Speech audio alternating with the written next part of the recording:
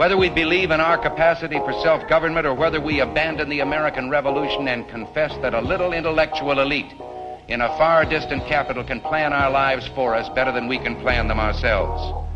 You and I are told increasingly we have to choose between a left or right. Well, I'd like to suggest there is no such thing as a left or right. There's only an up or down.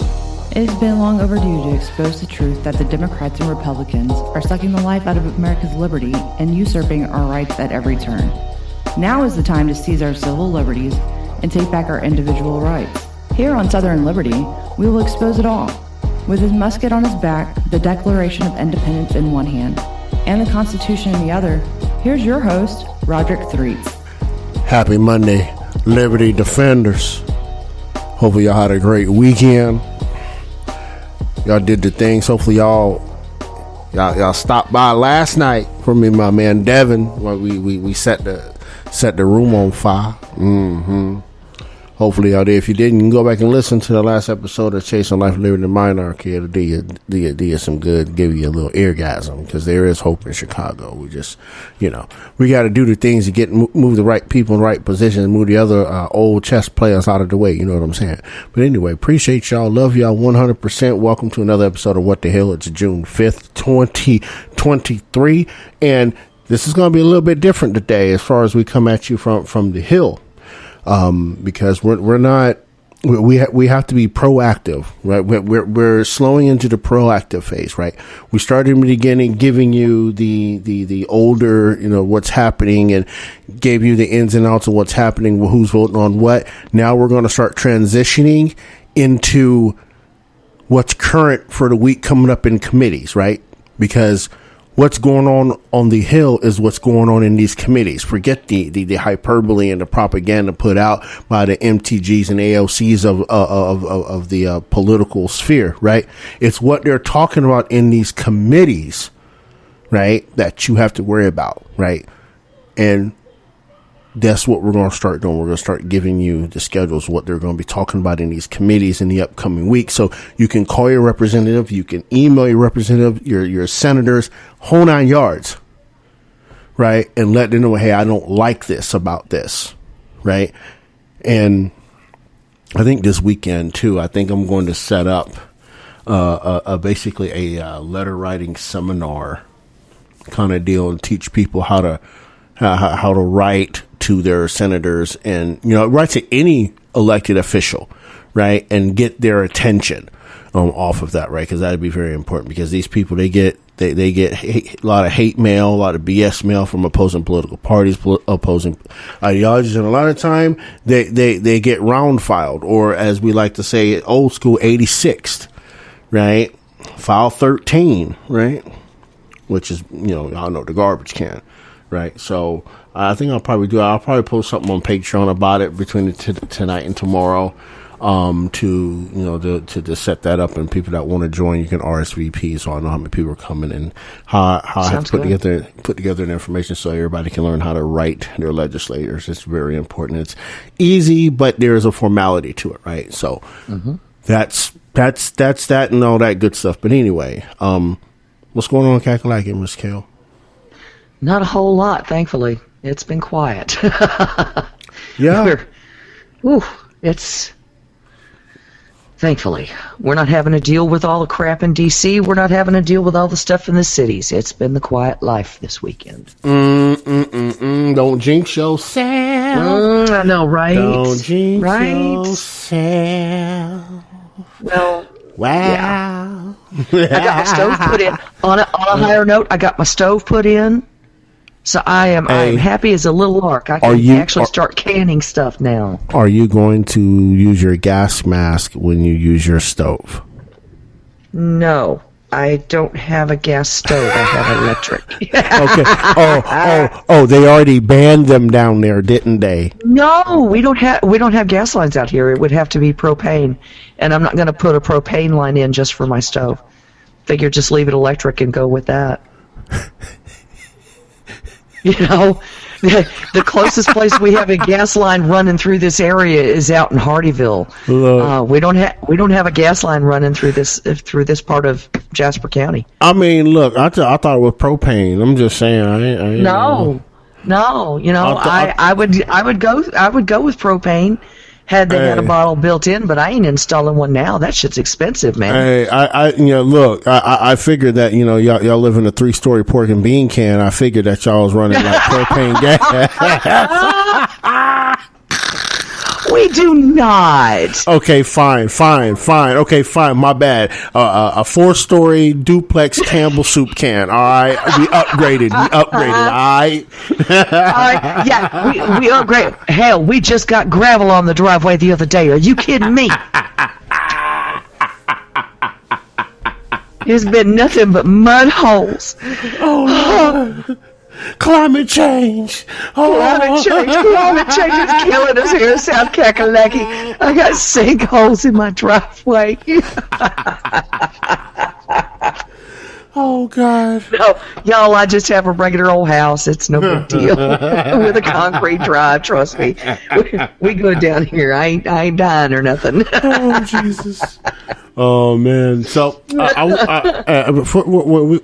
before we get into the meat and potatoes, I want to bring up a couple of things, right? First things first, right? Mm-hmm. I'm looking at the polls coming up here, right? Joe Biden's job approval, right? So everybody know it's a 54% disapproval. I mean, we expected that, right? Which would give him technically a 38% approval rating. He hasn't really moved much since he passed since he signed the Inflation Reduction Act into law. He hasn't really moved too much on the approval rating. Surprisingly, the news that's came out about BLM, the support for BLM has not wavered. It has not wavered in either direction. No, not at all. Zero.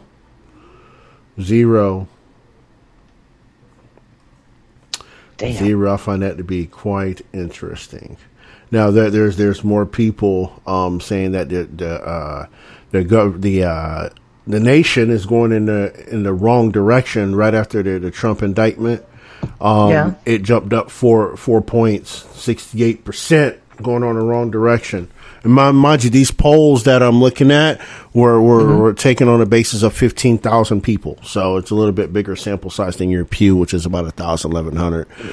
So Pew is usually between 1,000 and 1,500. So that's a big sample size. Yeah. Here's one I found out was interesting too, though. Right, minimum wage. The minimum wage, right? Yeah. And the question in the survey was, the federal minimum wage is currently $7.25 an hour. Do you think minimum wage should be $15 an hour, more than $15 an hour, $10 an hour, $7.25 an hour, or less than $7.25 an hour? Well, obviously, I know somebody was trolling this and said less than $7.25 an hour. Somebody was trolling this, right? But here's what's interesting, right? 28% of the people that took this survey, and this one's based on 9,875 people. This survey here, 28% of them said 15 an hour, 24% of them said more than 15, and then 21% said 10 an hour. Now, mind you, this trend of people here's what's funny, right? If we go back, this poll, when they actually started this poll in 2018, right? The people that wanted to be 10 an hour is at the highest, right? Now, that's declined. The people that were at more than 15 an hour all of a sudden made a big jump from 2018 to 2023. I mean, a huge jump. Yeah. And then the people that wanted it just that baseline 15 an hour has not really wavered too much since that period of time. So I find that to be very interesting. It is interesting, and it tells me that people are paying attention to what they're having to pay for everything right now. Yeah. But they're not aware that increasing the minimum wage is going to play heavily in that as well. Right. The city of Charleston is looking at raising theirs to $17 an hour. Mm-hmm. No. I'm sorry, folks, but and I've had this argument before with people. If you raise the minimum wage, you're raising the cost of goods. Yep. You're raising the cost of services. Yep. You're raising the cost of everything that you have to buy in your local area for every dollar that you pay in minimum wage. Right, because it'll I forgot what that's called, but the wage will catch up, right, to the current cost of living, and you'll live comfortable for about a year or two. Yep. And then all of a sudden they're like, oh, we can get more money. And then, you know what I mean? The cost of those goods and services start going up exponentially after year one of a raise in minimum wage. I mean, we've seen that when the national minimum wage went to $7.25. We've seen that when it went from $4.75 to $4.25. Yeah. We've seen that. And we've seen it all along. And it's not just because they can, it's because they have to. Right. Because the price of goods, the price of services increases incrementally, okay, along with the minimum wage. I mean, you look at it. You have let's just say a $5 Big Mac. It's not $5 anymore. Right. You have a $5 Big Mac. You raise your minimum wage to $15, and guess what? Not only do you have fewer workers because they can't afford to pay them, so you're going over to the kiosks, but you also have an increase in the price of the Big Mac. Right. I mean, I know Big Mac's down here. Somebody got one the other day. They went to McDonald's and they couldn't believe how much they spent. They got like 2 Big Mac meals. Those my neighbors. They got 2 Big Mac meals on a 20-piece nugget, and it damn near cost them $25. Yeah. I was like, look, how much was those Big Macs? It's like do you remember $9? Do you remember the fish fillet when they first came out? They were like $1. Yeah. $5 a piece now. Wow. Yeah, for a fucking fish fillet. Yeah. But that's right. That's that's your cost of living increase, right? That's your inflation increase, right? And that was your local your minimum taxes, utilities. That's the whole 9 yards, right? And here's what's interesting about that poll too, right? People that are 18 to 45. They say they want the minimum wage to be higher than $15, while people 50 and older want baseline 15. Now, based on education, that there is no, it was even across the board for education at 15 an hour, and then also at 15 an hour, it was the same thing for between male and female. Now, when it comes to political party, here's what's interesting. Okay, Democrats, 45% of the voters were Democrats that voted for 15 an hour. 42% of them voted for more than 15 an hour. Now, Republicans, 34% of them voted for 10 an hour. Right? And then the independents came in at 15 an hour. Now, here's what's even crazier. Watch this. Ready for this one? We got to go to the ethnic demographic a second, right? Okay. White, so-called black, or so-called African American, and others overwhelmingly voted for 15 an hour. Now, ask me what ethnic demographic of people voted for more than 15 an hour. I didn't mention them. Latino. Yeah. Isn't that interesting? Huh. More money to send back home. Well, look, I'm looking at. Watch this. That sounds just no, but it's the truth. We know they do it. I mean, come on, call the spade a spade. Call the spade a spade, right? Well, I mean, if you put taxes on every wire transfer between the United States and South America, right? But watch this, though, right? You'd be rich. Now think. I want y'all to think about this poll a second, right? And I want to put real world focus on this real quick, right? How old are all their men and women crossing the southern border? Military age for the most part, family age. They're building families. They have young'uns. They've got to pay for food. They got to pay for clothes. They got to pay for education. They got to pay for daycare. 18 to 49 wants it more than $15 an hour. Yeah, also, in that same line, the Hispanics also are voting overwhelmingly, 32%. Yeah. Right? But with that, African Americans are consistent at 40%. At more than 15 an hour. So what is this poll really telling us? But it's funny how they highlighted the Latino in all of this, right? And what it really tells me is that we have a lot of people who are in low-wage jobs. And those low-wage jobs being the agriculture jobs. Well, not just that, but restaurants. Yeah, restaurants. Basic service industry. Yeah. I mean, you're not going to get $15 an hour for the most part being a low-level administrative assistant. No. You might make 10 to 12. No. Not at all. You know, hell, reporters don't get paid that much. No, not at all. Check this out. One last poll. We got to get to the meat and potatoes real quick, right? Check this out. Mm-hmm. And this one poll, right? And this one is based on 12,750 people. Okay. Well, actually, no, let me take that back. I'm sorry. Whoa, okay, I misread that. This poll has had 100,076 responses. Wow. The question is, do you think Joe Biden's economic policies do you think that Joe Biden's economic policies benefit wealthy people, middle class people, unsure, all people equally, or poor people? What's your answer? For me, right now they're benefiting both the wealthy and the poorest. Watch this. Okay. When the American Rescue Plan was signed, the wealthy people didn't make anything, but the poor people, right, and the middle class people shot up. Huh. As soon as they signed the infrastructure bill in law, the wealthy got richer and the poor ended up getting poor. Yeah. Okay. So right? it's kind of an evening out. Yeah. And then watch this. The student loan relief plan that was done last September, the plan coming into play, the wealthy got a little bit, the people said the wealthy benefited more and the poor got poorer, but the middle class jumped up in the middle of the poll.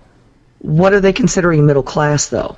Right, and that's the thing. I have to look and see what they're considering that to be. And I'd like to see what they consider working poor or poor, because I know that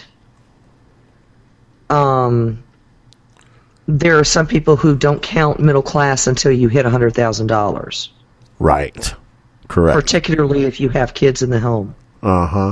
So here's what's interesting, right? Now, if we look, they have the breakdown here, right? The Democrat Party, right? 40% of the people say Biden's policies benefit the middle class. No. While Republican independents are saying it's benefiting the wealthy. Now, watch this.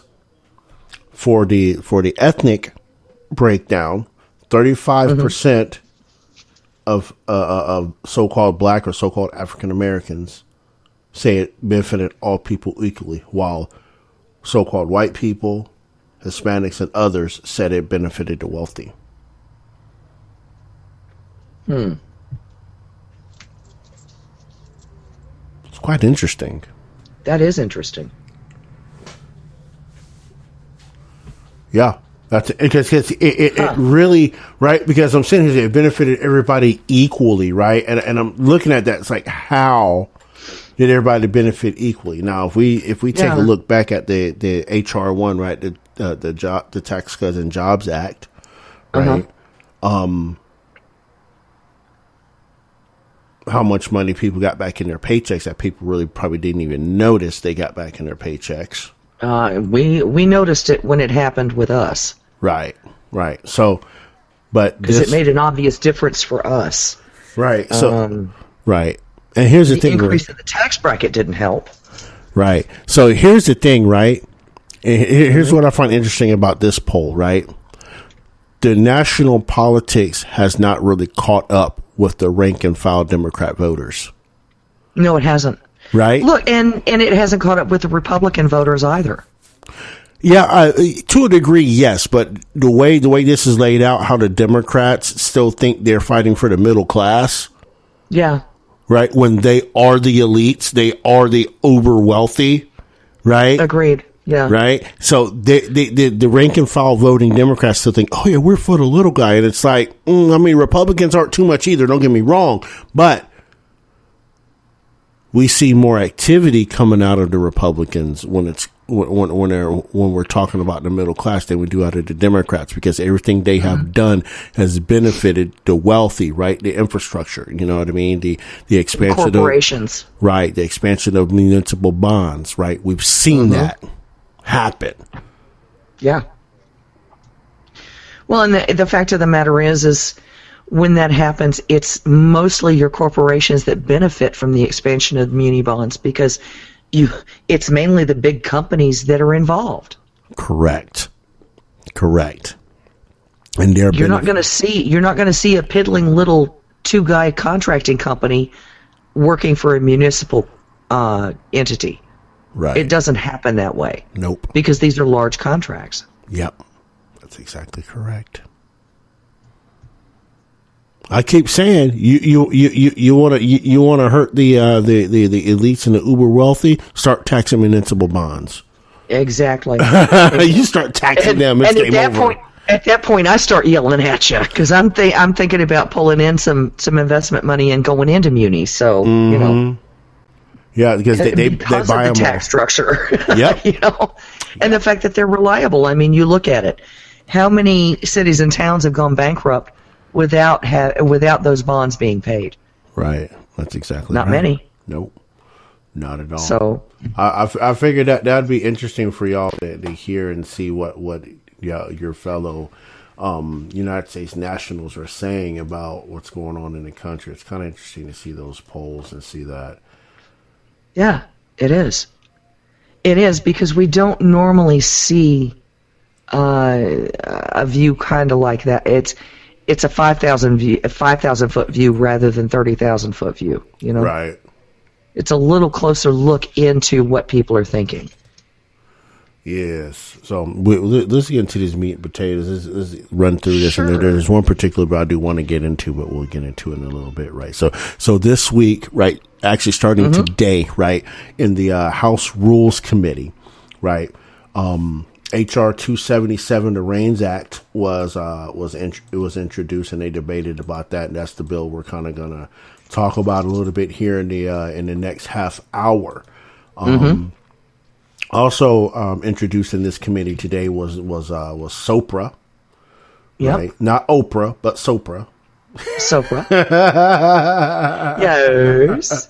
It's SOPRA. But anyway, this particular bill, but SOPRA is the Separation of Powers and Restoration Act, right? The bill modifies the scope of judicial review of agency actions to authorize courts reviewing agency actions to decode de novo. In other words, without giving deference to an agency's interpretation, all relevant questions of law, including the interpretation of 1, constitutional and statutory provisions, and 2, rules made by agencies. No law may exempt a civil action from the standard of review required by this bill except for specific reference to such provision.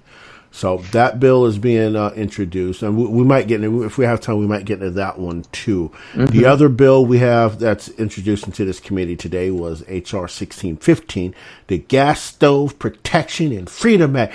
Go gas stove! This is where the gas stove joke came from, y'all. This is where the gas stove, because we got it did. Gas stove lives matter. Okay. Right? Look, it killed me moving to South Carolina. I had gas stoves all my life until we moved to South Carolina. Then I got stuck using an electric, and it's like, oh, God, you're killing me, Smalls. Right. And this bill I've gotten used to it, though. Yeah, I feel you.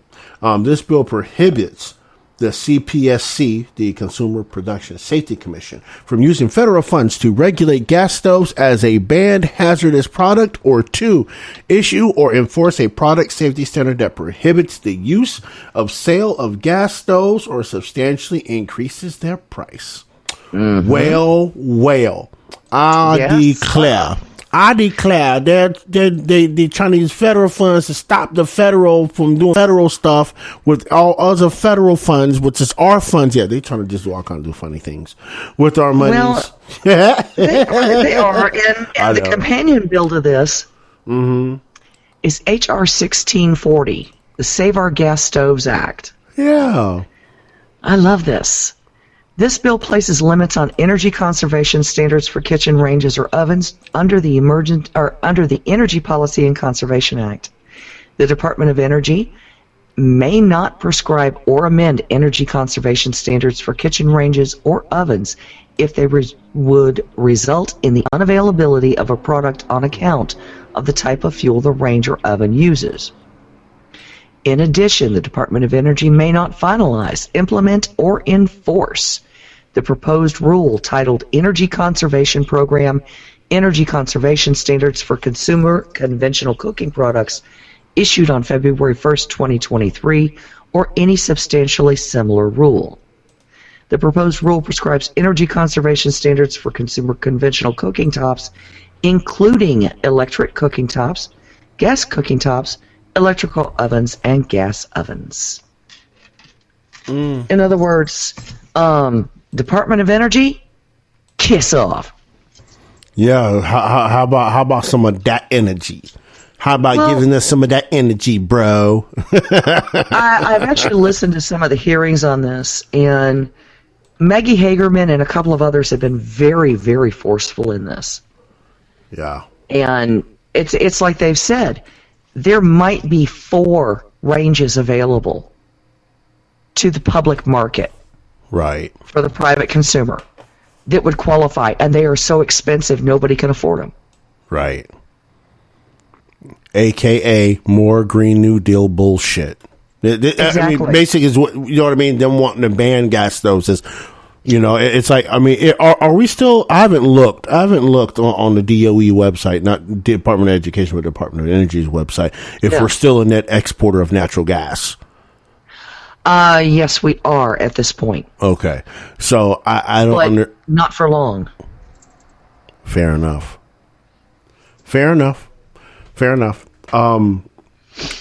Tomorrow on Tuesday, we got a couple committees going on at once. The House Transportation and Infrastructure Subcommittee on Railroads, Pipelines, and Hazardous Materials will start at 10 a.m. tomorrow morning, and they're going to be talking about making Amtrak more efficient. So they actually have the CEO of Amtrak, Mr. Stephen Gardner, and Mr. Mitch Warren, he's the ED for the Northeast Corridor Commission, will be witnesses at that particular hearing. I'd be kind of interested to see what they talk about Amtrak. We know they shouldn't be in the business of that. But anyway, I digress because we're not going to. Do they honestly think that they can improve efficiency and service?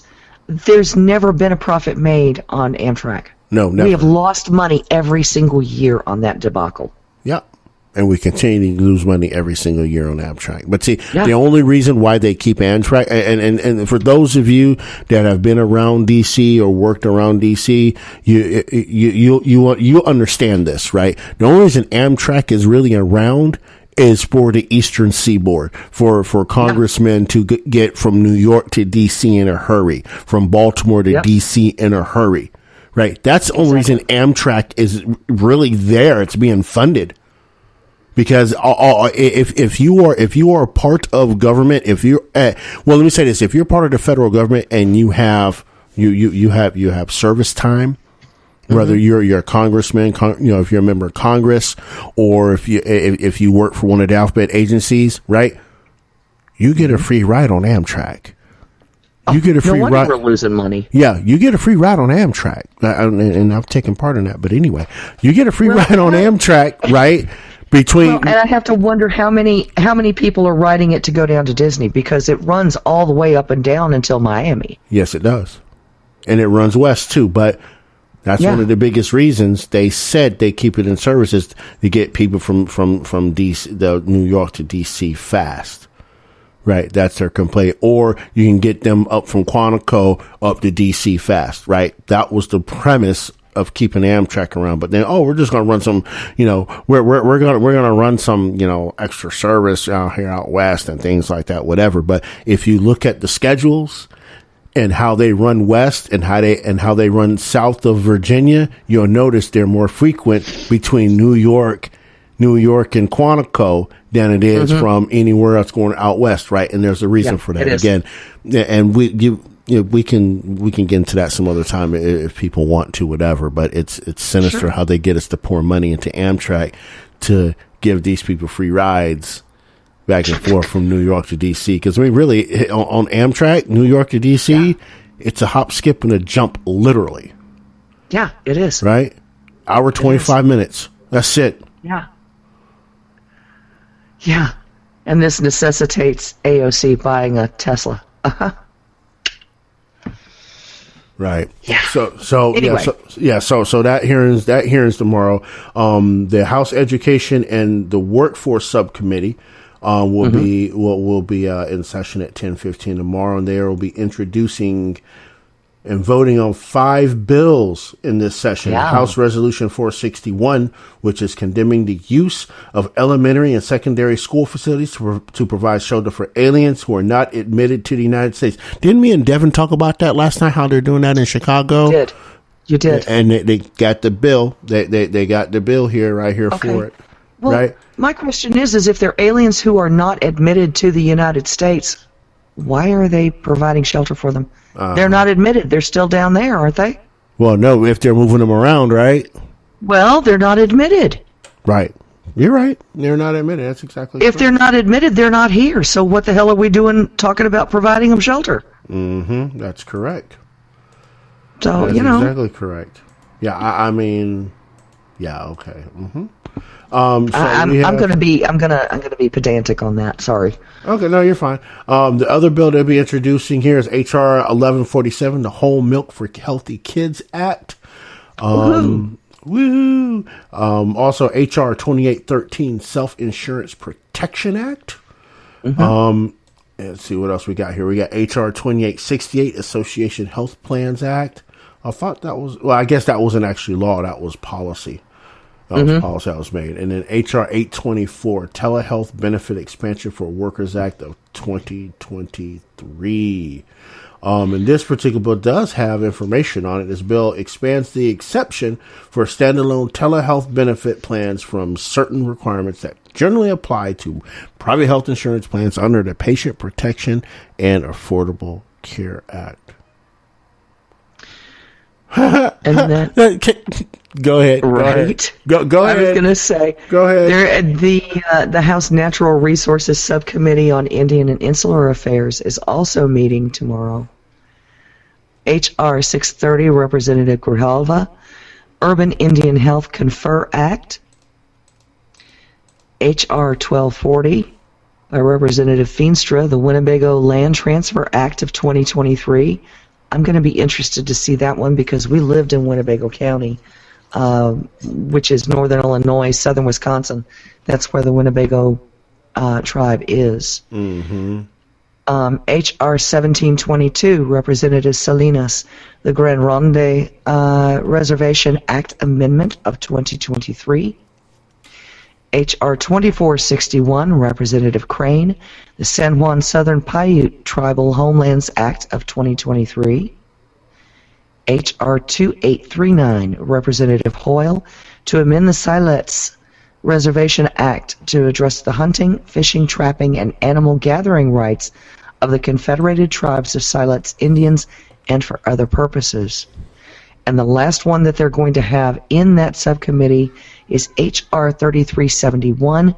Representative Johnson of South Dakota will be introducing the Wounded Knee Massacre Memorial and Sacred Site Act. I thought they already had that in place. There is one for on the state level there, but there's not one federal. Okay, because I know there's a memorial there, and it is correct. Considered a sacred site. Right. But I didn't know if it was federal or not. Okay. No, it's a state site, so I don't know what the federal government is trying to do and add into that. Because, I mean, the way the bill reads, it directs the Secretary of the Interior to complete all actions necessary for certain land to be held in restrictive fee status by the Ogallala Sioux Tribe and the Cheyenne River Sioux Tribe for other purposes. They may be adding funding for things like landscaping and that's what it looks like. Site upkeep, that kind of thing, because I know that the tribe there the Sioux tribes that have been involved have been doing that on their own. They haven't had a lot of state funding for it. Right. Yeah, they also made sure, too, though, I just looked in the bill, Section 3, Clause 4, under gaming, it says, pursuant to the document titled Covenant between the Ogallala Sioux Tribe and the Cheyenne River Sioux Tribe, and dated October 21st, 2022, the tribal land shall not be used for gaming activity under the Indian Gaming Regulatory Act, which is Title 25. That's interesting. Wow. Mm. Huh. Okay. Anyway, we gotta go pay some bills real quick. So when we come back, we're gonna dig into that REINS Act, because this is something that should have been done a long time ago, and we've talked about reining in, executive authority. So here's the hope in the wind. We're gonna break it down when we come back here on Southern Liberty here in 6.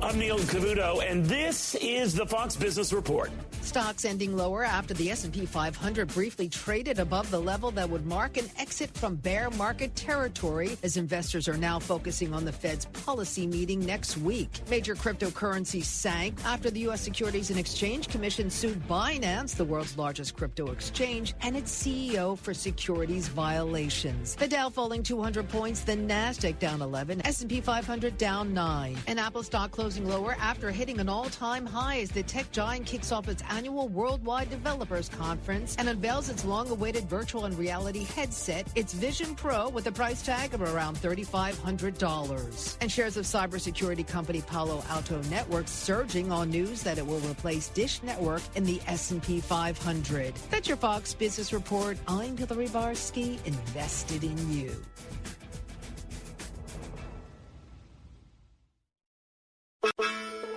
The Fearless and Proud podcast series looks at acts of bravery and strength by women. And in the first season, we'll look at women who played important roles in the Civil War. In episode 3, we'll be looking at 2 intriguing women of the war. First, Cuban-born Loretta Janetta Velazquez, who was sent to the United States for an education by her well-to-do Spanish family. We then move on to the legendary Harriet Tubman. We'll discuss her time as a nurse, soldier, and spy for the Union Army, and talk about the Combahee River Raid, a turning point in the war. Listen ad-free on Fox News Podcasts via Apple Podcasts, and Prime members can listen to this show ad-free on Amazon Music.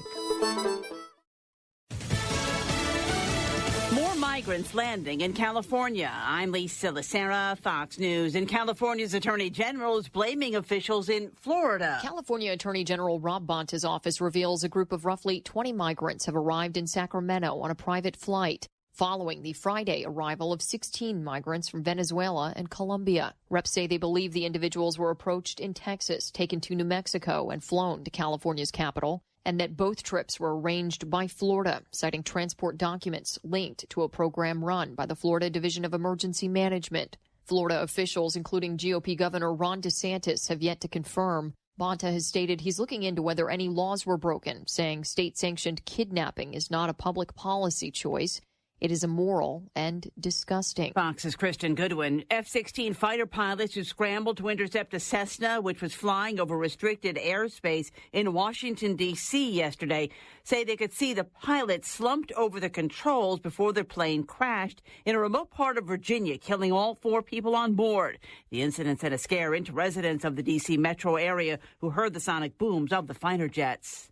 President Biden met this afternoon with the Prime Minister of Denmark. One of the main topics, continued support for Ukraine. Denmark is one of our greatest allies and most reliable friends, closest friends, and on lockstep in every global issue that we've been engaged in. Denmark is among the NATO allies considering sending American F-16s to Ukraine. A lawyer for Congressman George Santos says Santos would risk going to jail to protect the identities of the people who co-signed the $500,000 bond enabling his pretrial release. The lawyer urged a judge to deny a request from news outlets to unseal the names, suggesting they could suffer distress, including job losses and physical harm if they're identified publicly. America's listening to Fox News. I'm Judge Janine Pirro with an important announcement. America is being taken down. We are no longer a sovereign nation with borders, but a globalist landing spot with benefits for all who demand entry and then receive all the benefits of American citizens. And we don't even know who they are. Our borders are the entry point for fentanyl and the artery throughout our country, killing 100,000 Americans a year. Our economy on the verge of recession. Our public schools no longer teach education, but are focused on indoctrination and transforming our children. In my new book, Crimes Against America, The Left's Takedown of Our Republic, I present an indictment against the left. Get your copy today at judgejbook.com. This is a must-read if you care about our nation. No other book presents a case against those who are destroying our nation. Get your copy today at judgejbook.com. That's judgejbook.com. A Republican governor whose name was floated often as a potential 2024 presidential candidate says he's out. New Hampshire Governor Chris Sununu wrote in an op-ed that he is not running because beating former President Trump is more important. He said the stakes are too high for a crowded field to hand the nomination to a candidate who gets just 35% of the vote. That if Trump is the candidate, the Republican Party will lose again, citing electoral losses in the House, Senate, and presidency since 2017. Sununu says he can be more helpful as a governor of the first in the nation primary state for Republicans, as he's unafraid to speak his mind. In one of the most recent Fox News polls on the GOP presidential candidates, both declared and undeclared, Sununu had just 1%. Jessica Rosenthal, Fox News. The European Union is pushing online platforms like Google and Meta to step up efforts to fight false information by adding labels to text, photos, and other content generated by artificial intelligence. A top EU Commission official says the ability of a new generation of AI chatbots to create complex content and visuals in seconds raises fresh challenges for the fight against disinformation. A major U.S. discount airline seemingly reaches a deal with unionized flight attendants and mechanics. A memo from chiefs of the Transport Workers Union sent to 19,000 plus workers says a deal has been struck between the union representing flight attendants and mechanics and Dallas-based Southwest Airlines. Their last contract expired in 2018. Terms of the agreement aren't public, but will likely include a pay raise and a commitment to modernize scheduling systems. Southwest scheduling infamously failed during last year's winter holidays, stranding 100,000 flyers for days. Southwest's pilots union is still negotiating their own contract. Eben Brown, Fox News. Wall Street, the Dow lost 199, the Nasdaq minus 11, the S&P off 8 points. I'm Lisa Lacera. This is Fox News.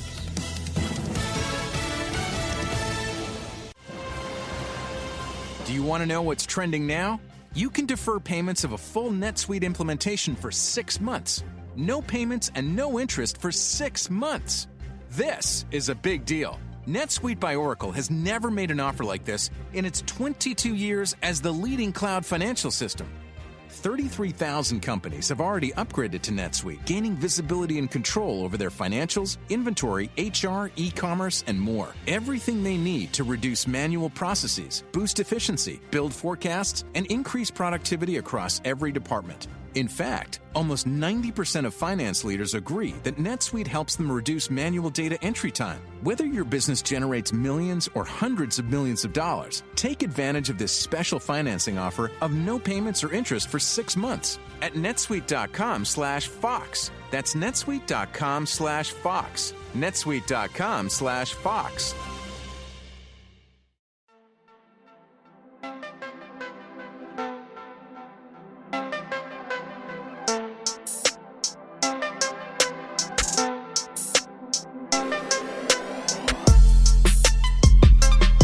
Welcome back, Southern Liberty. Appreciate y'all hanging out with us on this What the Hell on good old Monday night. Remember, if you're not subscribed to Southern Liberty or any of its other shows like Chasing Life, Liberty, and Minarchy, make sure you do that. Hit that subscribe button. Just go to the website RoderickThreets.com. Go sign up. Hit the like and the subscribe button and all that good stuff. You know how to do the things. I shouldn't have to tell you how to do the things with your clicky click. Yeah, clicky click. right? So make sure you're doing that. Make sure, the biggest thing you can do for us here at Torch of Liberty Media is to share our shows and things like that. That's far, you know what I mean? That's far beyond, like, extra grateful for that good stuff. Cause I know y'all love it and other people love it. So, we here to do the thing, and I appreciate everybody that supports us, all that good stuff. So yeah, if you want to catch up with us, subscribe to us, RoderickThreets.com. If you want to be part of the Southern Liberty, Torch of Liberty family, head on over to the Patreon, hit the click. And what we're doing, I'm going to announce this now. What we're doing now is, if you are part of the Patreon, right, you're going to finally get access to the Discord. And we're going to start doing I have little plans for this, right? We're going to start doing like little like movie nights and things like that. I'll start throwing up historical movies and things like that. That people don't see in the mainstream, right? Mm-hmm. So I got a whole collection of it. They just happened to drop in my lap, this morning. I was like, oh, thanks, bro. Cool. I won't mention any names, but you know who you are, brother. I appreciate you. So I want to start doing those kind of things and creating more interaction amongst us, just besides, you know what I mean? Those of y'all that chat in the chat, obviously y'all know I can't see y'all in the chat and stuff. So, but more interaction through the Patreon things, through the Discord, things like that. So, make sure if you don't have Discord, go and get it. Make sure you get in where you fit in. And let me know or let Kel know, whatever. You can even let us know if you're in the Patreon. Let us know what have you. Send a message to me in the Patreon, and I'll make sure I get you added onto the Torch of Liberty media server on the Discord, so we can start having more correspondence and things like that. Outside of this thing here, right? So, and we'll also on Patreon we'll be changing the perks on the tiers, so that's going to be that. I'm sorting that out right now. Those should be up about midweek or so, on how we're going to do the perks with the tiers. So that's going to be a few cosmetic touch-ups. It's not Maybelline though. It's not Maybelline. But we're going to be zhuzhing it up a little. Yeah, zhuzh it up. It's a little bit. This is a little sprinkle of some lime on it. Sprinkle some lime. I mean, we're not going to be serving margaritas. We're going to be serving Douce. Ain't no margaritas. Straight up Douce. So, you got to make sure you got your throat ready, for the Douce. That's how we're going to be doing. You know what I'm saying? So, I'll bring my tequila. We're not to kill nothing. We ain't killing anything over here. That'll kill everything. We're gonna do the zhuzh dances. Poof poof poof cha cha cha. Poof poof poof cha cha cha. But anyway, I had a friend who was a hairdresser, so I got you. So, hey, I love y'all. Appreciate y'all out there in good old Southern Liberty land. I appreciate y'all. So we're gonna get here and get it in real quick though. We have about 20 minutes left.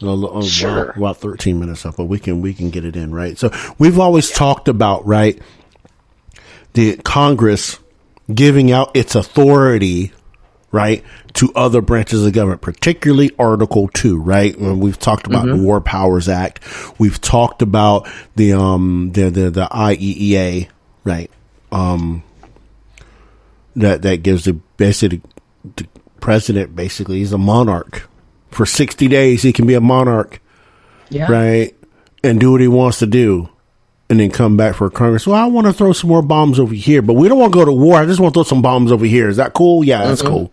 Right? Instead of declaring outright war, right? These are the things that we've talked about, the egregious oversteps of Article 2 that Article 1 gave them the authority to do, knowing they really didn't have the authority to delegate that authority to them, because the Constitution says what it says.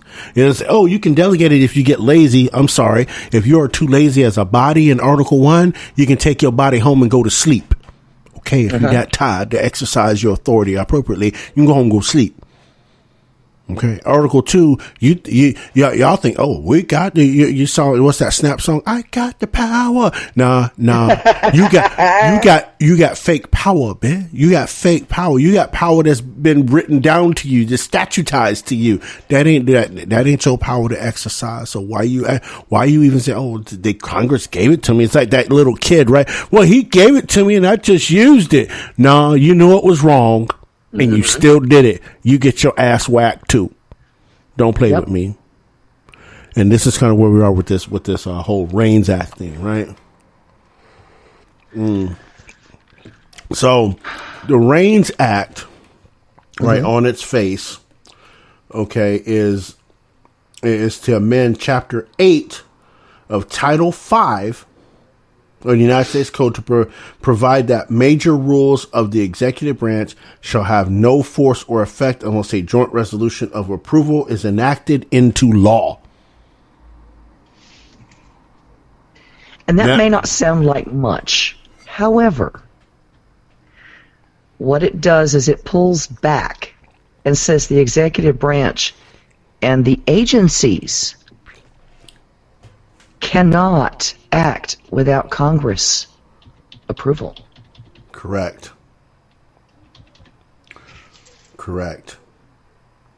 Now, there's a lot of Democrats that are mad about this, right? And they had the hearing today on it, and the hearing will continue tomorrow also into the REINS Act. But this is how you know you have nationalists. And we're not talking about, us being nationalists, like being patriotic to our country. I'm talking about the actual political ideology of nationalism, right? Now, now for those of you that are maybe a little confused, right? The political ideology of nationalism is basically the idea that the state owns and runs everything. Yeah. Okay. So this is where I'm coming from. I'm not talking about nationalists like we're nationalists. I'm talking about the actual political ideology, right? All of these Democrats from Ted Lieu, right, sat right there and said, well, we're not doctors. I know we're their shit, but, he said the shiz, we're the bomb or whatever, right? That buzz, whatever buzzword, right? But we're not doctors. So we have to delegate that. What? Yeah. Hank Johnson kind of went down the same road. All these Democrats, all these nationalists, right, went down this road of, well, we got to keep the power in the executive branch to do these things because we're not doctors and we're not this, but... Well, and that's the thing. They're looking at themselves and saying, well, we're not the experts. We're not asking you to be experts. We're asking you to consult the experts when you're making legislation. Correct. In order to be in one of the three-letter agencies, Department of Energy, ATF is four-letter now, but ATF, FBI, whatever, they need to consult experts too. Because trust me, I've seen the number of brain cells that are in action over there, and there's got to be some expert witnesses coming in to give them advice. The thing is the Democrats are insistent upon giving away the power of Congress. Right. Instead of keeping it where it's supposed to be with the people's representatives. Correct. That's exactly correct. That the power is supposed to come back to the people, right? And that's one thing that Democrats were saying at the dais, right? It was like, yeah, we can't do that because, we don't know everything, and returning the power to the people. Like, what is all that about? And it's like, they elected your ass to sit that damn seat. Now, if your tired ass is not going to exercise the authority given to you by the constituency that elected you, they will unelect your ass next cycle. Yeah. Well, and I think what most people don't understand is that to sit your ass in that seat in Congress is not to sit there and say, oh, well, I can't do it because I'm not an expert. It's your job to research this legislation before proposing a law. And I'm sorry, if you are that damn lazy that you can't do a little research or consult with an expert in the field, right, you don't need to be there. Right. You don't need to be there. This is your job. And, it really aggravates me because we've seen it time and time again. Oh, well, you have to see what's in it after you pass it. Or we're going to give you 24 hours to vote on this bill. Here it is. Right. The thing is, though, for me, Ms. Kell, is the fact that you have the executive branch making major rules that affects economy. Yes. Without... Yeah. Right. And I'm sorry. Yeah. Even though as bastardized as the Commerce Clause is, right. The Commerce Clause falls under Article 1. Since when did it fall under Article 2? Yeah. Right. Well, let's just take this a step further. The whole ATF banning the braces, pistol braces. All of a sudden you have 40 million people that are now felons? Right. Because they had fewer than 300,000 people register them. Right. And there are between 30 and 40 million pistol braces out there. Yeah. So now they're all felons. Yep. According to the ATF. And unfortunately, the ATF cannot make laws to make someone a felon. But, again, with the executive branch and the administrative state creating rules, they are creating law, right? Yes. Through regulation. Yeah, they are. And now sorry. here you. I mean, look, there's the guy right here in Florida, right? Yeah. The guy right here in Florida, outside Fort Walton Beach, right? The guy had been a firearms dealer for 40 years. And lost his license because FDLE fucked up. Yeah. The guy lost his FFL because FDLE fucked up. Yep. Because of the so-called ATF switch up in something. Now this guy lost his livelihood of 40 years because of a federal fuck up. Yeah.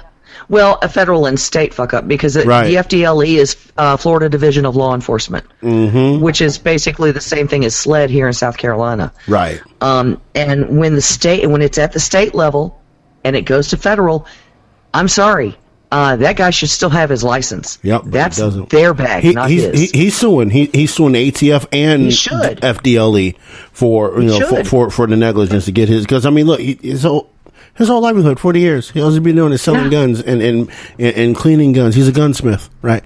Yeah. Lost his livelihood because of two numbers on a paperwork. That's it. Yep. Your livelihood is done. Yeah. Oh, well, you look at it. Because of anytime a mistake is made now on a 4473, you're done. And it could be the customer's fault. They could, interpose two numbers. They could interpose county and state. And it's your butt that's on the line. That's right. All because the ATF decided to become God and everybody over the law when it comes to firearms. And again, that's any of the administrative state agencies, right? That's any of them. Yes, it That's is. the Department of Education, Department of Energy, Department of Interior. They write a major rule. All the president says we got to put it up for comment period, and we don't really have to worry about the comment period. We just let them think they're doing something, but we're going to implement it anyway because they don't know what they want.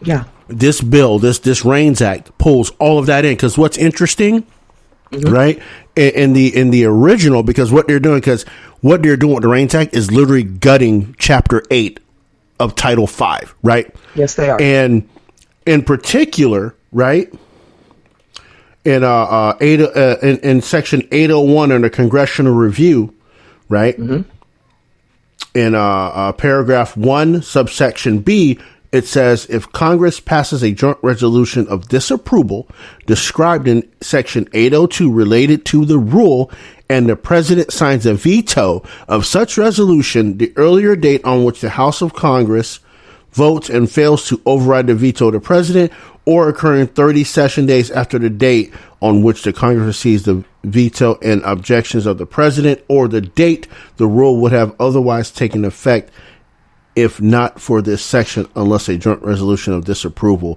under Section 802 is approved. So in other words, what that statute actually says, currently that statute says, if Congress sends a disapproval of a rule to the president and the president vetoes it, it doesn't matter. Unless they can override his veto, that rule goes into effect. The REINS Act guts all of that. It guts all of it. The government has the president will have no longer no say, or his agencies, or the cabinet will have no says in implementing major rules without Congress approving of them through a joint resolution, as it should be. Yeah, they've stripped him of his veto power when it comes to this. As it should be, 100%. I love it. I love it. I love it. I love it. So they can come up with all the rules they want. Congress can look at their public comment period and say, what do the people want? Because we're elected. We're the ones supposed to put make sure these things go down. Oh, they don't like it? Yeah, we're not doing anything about that. We're not doing this. But again, right? Again, we know the Uniparty is going to do what they do. But at least it gives us a bit of defense. It does. And it's one of those things that I'm looking at this, and I'm looking at it not as someone who is a Republican, not as someone who is a conservative. I'm looking at this from the constitutional standpoint. Correct. This should have been done years ago. This should have been done years ago. Mm-hmm. Now, let's keep going. Let's repeal the War Powers Act. Let's repeal the IEA. Let's repeal all that. Let's yank it all back. As far as I'm concerned, get rid of all of the agencies. Every single last one of them. Mm-hmm. Leave it to the states to regulate their own. Right. We don't need that at the federal level. Right. Exactly. I don't care what kind of experts we got to be. I'm sorry. No.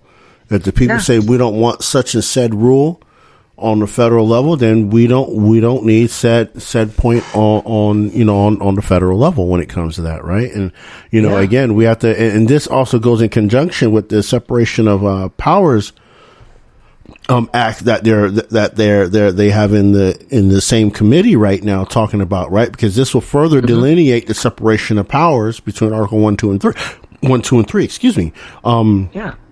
And the nationalists are mad. Ooh, they are so mad. The only exemption that I'm seeing within this bill is for monetary policy. Right. And it's subsection 806, and it says, nothing in this chapter shall apply to rules that concern monetary policy proposed or implemented by the governors of the Federal Reserve System or the Federal Open Market Committee. And that the reason for this, that is in and of itself a separate entity. It is not part of the federal government. That is exactly correct. That is correct. Here's the question of the century.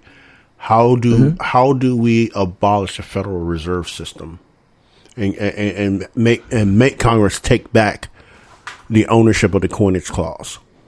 That's a good question, because I don't know.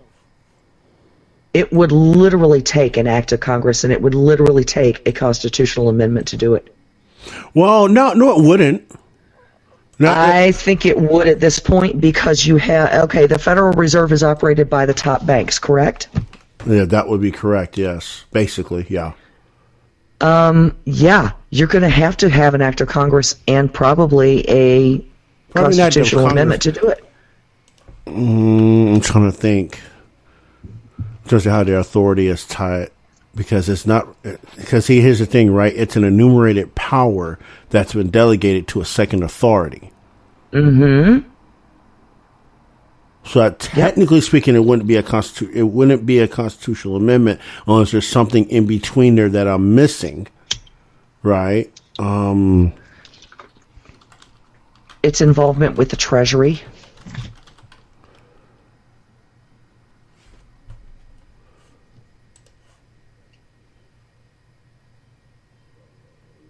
Because they're both intertwined right now. Yeah.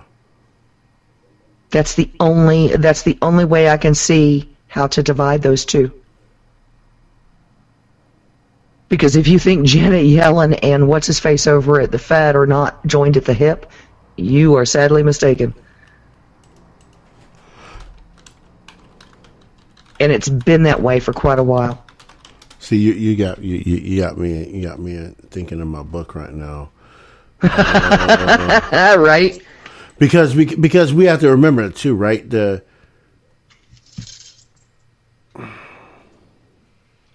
For those of you who don't know, the Federal Reserve is not actually a government entity. Right. That is the banking industry. And yes, your banks control monetary policy.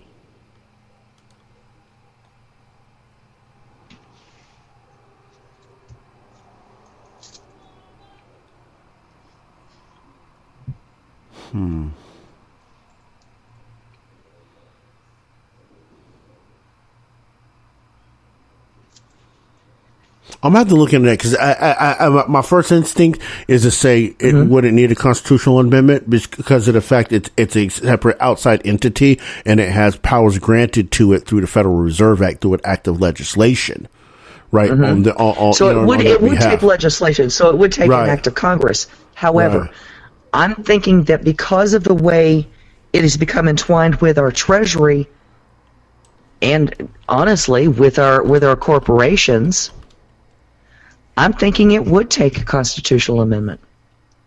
To ban a central bank? It's not just one central bank.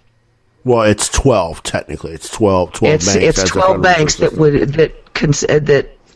the Federal Reserve consists of. So you would have to, you'd have to literally separate each tentacle. Now, you know what? Now I'm thinking about this though, right? While we're here, right? Okay, so we would have to repeal the Federal Reserve Act first and foremost, right? Absolutely, yes. Then we would have to deregulate the commercial banks right behind that, right? And then turn around and create a framework for a free banking enterprise.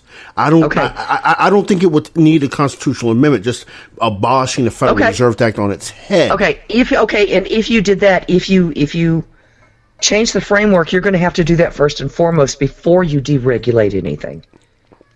Right. You're going to have that laid in place first. Right. You see what I'm saying? Yeah, I know exactly. So what you're saying. It's one of those things that, and honestly, I don't know that much about the Fed. I just know that it's at least 12 banks. They are your major banks, like your Bank of America and all that bullshit. Right. The thing that scares me is how tightly entwined it's become with our government. Yeah, because even though the decisions they make does not have to be, green lighted by the president. They're their own entity that just literally controls our. You know what I mean? They control our monetary policy. Period. Yeah. And because they are a separate entity, I'm thinking that's why we would need a constitutional amendment to get them the hell out of our monetary policy. Right.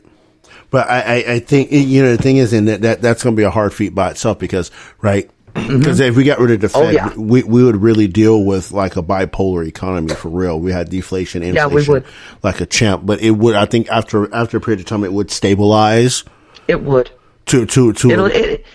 It'll stabilize on its own if we allow it to do what it's supposed to do. Right. But here's the other part, right? Here's the other part that scares me about abolishing the Fed right away, right? Is that the massive borrowing that we've done, right, from ourselves, right? I'm speaking from, the House of Representatives has borrowed so much money from us, right, and has kept the lid on the national debt so long, right, that number they throw up at us, that and remember, they don't talk about the outlays, right, that are creeping up on 200 trillion. Nope, they don't. Right now, right? The whole unfunded liabilities thing is going to smack us upside the head. Yeah, and that's the other part, right? If we get rid of the Fed and the way they're manipulating our debt and the floodgates open up and we realize we're over 300 trillion in debt. Yeah. I don't know how that would actually play out. I'd have to ask an economist how that would actually play out. Venezuela sound familiar? I could be worse than Venezuela. Venezuela was not in this much debt. That would be a good start. Yeah. Venezuela was not in this much debt when they went down in flames. So, yeah. They just do just enough. And they're still producing oil, believe it or not. Yeah, they're still producing oil. Yeah. We're not. No. We are to a certain extent, but not nearly what we should be. Not enough. And the Saudis just cut production again. Yippee! Yep. Those of y'all on the West Coast, expect your gas prices to probably smack you upside the head right around, I don't know, $8, $9 by the end of the month. Easy. Yeah. $9. But as far as this bill goes, and again, guys, this is H.R. 277. Take a look at it and go back and look at the previous bill that it refers to and is changing. But this is something that has been necessary for years. I'm not sure that it goes quite far enough, but that's just me. Indeed. We got to roll out this thing here. Yes, sir. Appreciate you. Love you. Thank you, honey. Appreciate everybody in the live chat. Appreciate y'all. Those y'all that will listen later, appreciate y'all too. Remember, stop by tomorrow evening for the experience today with me and Ms. Val. And as I always say, I don't know what we're talking about yet.